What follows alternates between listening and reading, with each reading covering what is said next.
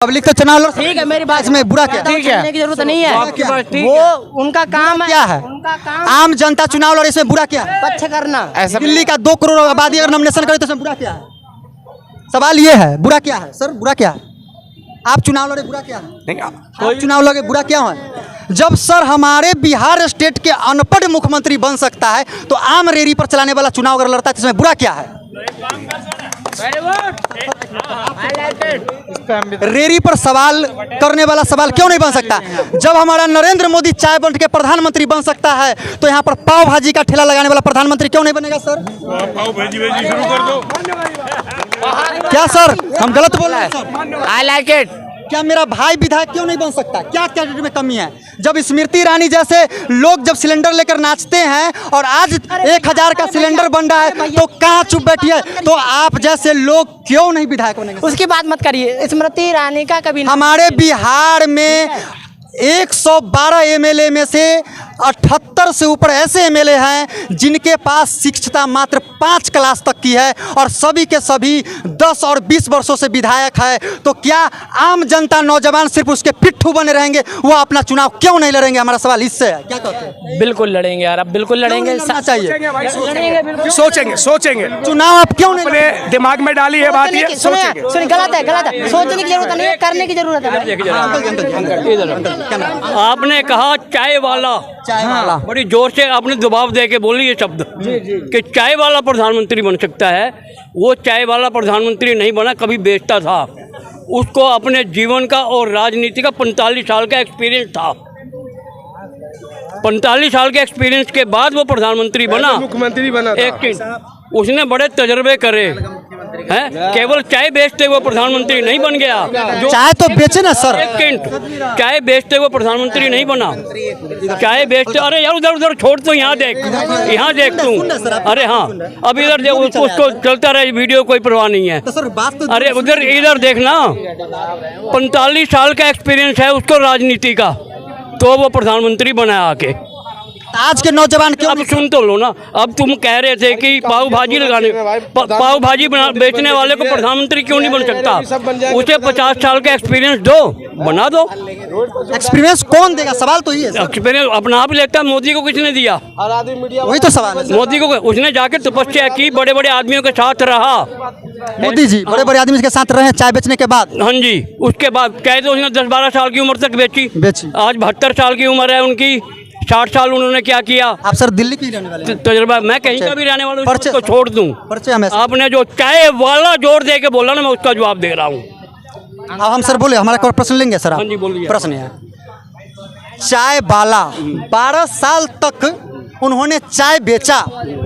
Dainik Bhaskar BBC report पर हम विश्वास करते हैं। और आप ये सवाल करिए कि कौन से स्टेशन और कौन से जगह पर उन्होंने चाय बताया। अगर उन्होंने चाय बेचा है तो हम अभी माइक को बंद करके हम चले एक सेकंड भैया, आप माइक बंद कर।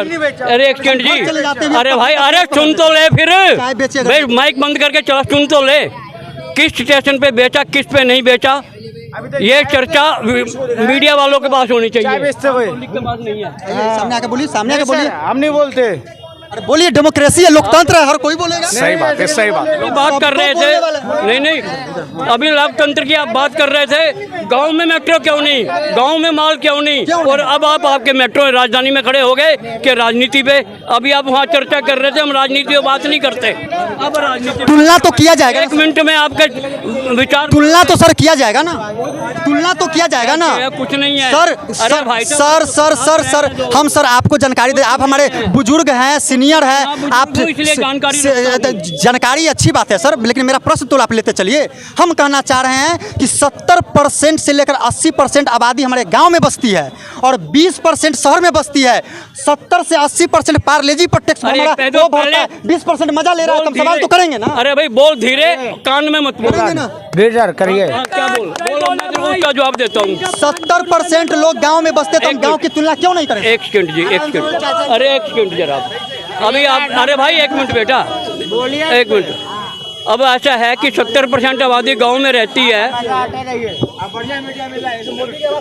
70% आबादी वहाँ रहती है, वहाँ की बात होनी चाहिए ना, एक हम वही बोल रहे हैं। बिल्कुल, मैं भी गांव का हूँ किसी न किसी, और यहाँ पे जितने लोग खड़े हैं 90% गांव के ही होंगे। वही हम बात कर एक ठीक, ये विकास क्यों नहीं हुआ? कांग्रेस का एक मुख्यमंत्री बंसीलाल हरियाणा का, समझ रहे हो आप, 1972 तक उसने पूरे हरियाणा को, गांवों को सड़कों से जोड़ दिया था। किसी भी पब्लिक को लग जाएगा, दिक्कत हो जाएगा। आ जाइए सर पूरा कंप्लीट कीजिए। अब हरियाणा का मुख्यमंत्री कांग्रेस, अरे भाई अरे सुन ले अब यार, कांग्रेस का मुख्यमंत्री, अभी एक भाई कह रहे थे कि मैं बीजेपी का हूँ, कांग्रेस का भी हूँ। हर समय राजनीति एक ऐसी धारा है जो हर 5 साल के बाद विचार बदलता है। सर मेरा सवाल है, यहाँ पर युवा हैं, थोड़ा सर पीछे चलेंगे। युवा हैं, सवाल तो बनेगा। अगर हम डेमोक्रेसी में तीखे सवाल करेंगे तो लोग आपको कांग्रेसी कहेंगे, भाजपाई कहेंगे। हमारा सवाल ये है कि कब हम युवाएं, अरे भाई शांत रहो, डिस्टर्ब क्यों कर, कब तक हम युवा भाजपा और कांग्रेस पर सवाल खड़ा करते रहेंगे?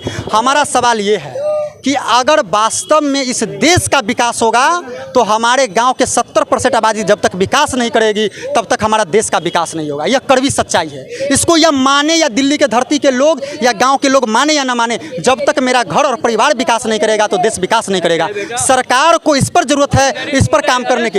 सर क्या आपको लगता है, सर आपके पास सर सबका बात सुनो, सर क्या लगता है गाँव को बिना विकास किए देश का विकास हो जाएगा? कैसे हो जाएगा? हर एक का विकास होना चाहिए, गांव का भी होना चाहिए सर देश के हर नागरिक का विकास से ही देश का विकास होगा कि क्या दिल्ली बम्बे को विकास करने से पूरा देश विकास हो जाएगा? सर कैसे हो जाएगा? हमको सर स्वच्छ पानी मिल जाने से पूरे देश को पानी मिल जाएगा? नहीं मिल सकता, नहीं मिल सकता। क्या सर ऐसा है? नहीं। दिल्ली में 500 का रोजगार मिल जाने से क्या गांव के हर लोग को 500 नहीं सर संभव है? नहीं है। मिलना चाहिए। अगर सर इतना ही रोजगार मिलने का जिक्र होता तो दिल्ली के मुखर्जी नगर में लाखों विद्यार्थी आज चप्पल नहीं घिस रहे होते। अगर रोजगार की सवाल इतना ही, अगर सबको रोजगार मिल गया होता ना तो आज दृष्टि IAS न जाने क्या क्या IAS के जो बड़े बड़े संस्थान खोले हैं, मोटे मोटे फीस जो है वो वसूल कर मोटे नहीं हो जाते। कहीं ना कहीं रोजगार की आवश्यकता है सर ये बताइए कि शहर की शिक्षा जो है वह गांव से महंगा है और गांव के बच्चे शहर की शिक्षा आकर ले नहीं पा रहे हैं, जिसके कारण वह और शिक्षा के स्तर में नीचे गिरा है। क्या सरकार को शिक्षा पर क्या काम करना चाहिए? शिक्षा पर हर एक जगह करना चाहिए था। जैसे गांव में शिक्षा पूरे मुफ्त हो जाना चाहिए सर, बिल्कुल मुफ्त होनी चाहिए। शिक्षा का प्राइवेटाइजेशन सर रुकना चाहिए, मुफ्त होनी चाहिए, मुफ्त होना चाहिए सर। दृष्टि के जैसे बड़े बड़े संस्थान भारत सरकार का अपना क्यों नहीं बनता है सर? कुछ लगता है आपको? सर हमें तो नहीं मालूम। दृष्टि जैसे सर आपको क्यों नहीं बनते सर? दृष्टि जैसे बड़े बड़े संस्थान, प्राइवेट संस्थान क्यों नहीं बनते सरकारी? कुछ सरकार का नाकामयाबी है जहाँ नहीं बन पा रहे हैं। ये सब सरकार का नाकामयाबी है ना। उस जहाँ पे भी नहीं बना तो वहाँ पे तो कोई सरकार चुनाव होके आया है, वो क्यों नहीं काम करते हैं? आप करना चाहिए था। ये सरकार की नाकामयाबी है, उस विधायक की नाकामयाबी होगा कि जहाँ नहीं बनती है। देखिए हम बार बार हम बताते हैं कि जब शहर में आइएगा तो आपको हिंदू मुस्लिम का पॉलिटिक्स दिखने को मिलेगा। जब आप कस्बों में जाइएगा तो जातिवाद का पॉलिटिक्स देखने को मिलेगा। और जब गांव में जब सर जाइएगा तो वहाँ पर बाबू साहब का पॉलिटिक्स चलता है। क्यों सर? वहाँ पर जाति का पॉलिटिक्स नहीं चलता है। फन्नामा के यहाँ पर हम काम करते हैं तो उसी को वोट देंगे, वहाँ पर मलिकाना चलता है। दिल्ली के लोगों को यह मालूम नहीं है। अगर उनसे ये तीखे सवाल करेंगे आपके साथ हाथापाई कर लेंगे, तीखे सवाल करेंगे आपके साथ गाली गलौज करने लगेंगे, तीखे सवाल करेंगे आपको गोदी मीडिया कह दिया जाएगा, तीखे सवाल करेंगे तो वह आपको चापलूस और क्या क्या आरोप लगाते रहेंगे। लेकिन आप बात को समझिए, हकीकत जो होती है हकीकत